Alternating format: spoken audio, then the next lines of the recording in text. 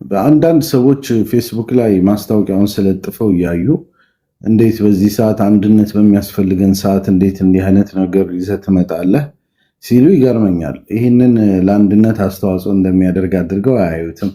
እውነቱን ለመናገር እኮ አንድነት ለማምጣት በሚል ነው እዚህ መንገድ ውስጥ የገባ ነው። አንድነት በውይይት ተቀራርቦ በመወያየት በመነጋገር ይመጣል ብለን ነው የምናምነው። በተቃራኒው ደግሞ ከሩቅ ሆኖ በመሰዳደብ በመነቋቆር አንዱ ሌላውን እንደ ጠማማ በማየት ደግሞ አንድነት ይመጣል ብለን አናምንም። በዛ መንገድ አንድነት ሲፈርስ ነው የኖረው።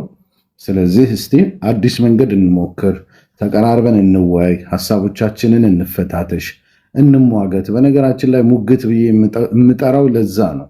ሆን ብዬ ነው። ውይይት ማለት እችላለሁ፣ ግን ሙግት የሚለው ራሱ ጥሪ አለው። ተሟግተንም ወንድማማች መሆን እንችላለን፣ ከነ ሐሳብ ልዩነታችን መቀጠል እንችላለን ነው። ከዛ አንጻር ውይይትን ልክ አንድነትን እንደሚበታትን ነገር አድርገው የሚያዩ ሰዎች ሐቂቃ ግራ ይገባኛል። እንዴት ነው ነገሮች ይህን ያክል የተደበቁብን?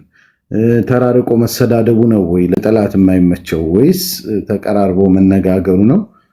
ወላሂ አንዳንድ ጊዜ በጣም ግራ ይገባኛል። ሰዎች እንዴት አድርገው በተቃራኒ እንደሚያስቡት ማለት ነው። በምንም መልኩ ቀድሞ የያዝነው መንገድ አንዱ ሌላውን ሙብተዲዕ ሙሽሪክ እያለ ነቢዩን የሚጠላ እያለ የተከፋፈረ አንዱ ሌላውን ሙናፊቅ እያለ የሚሄድበት መንገድ አልጠቀመንም። ያ መንገድ ብዙም የሚያስኬድን ነገር አይደለም። አሁን አዲስ መንገድ ያስፈልገናል። ይህ አዲስ መንገድ ደግሞ የውይይት መንገድ ነው ኢንሻአላህ። እና ውይይታችን በትክክልም ምን ያክል መከባበር እንደሚያመጣ ወደፊት አብረን የምናየው ይሆናል ኢንሻአላህ።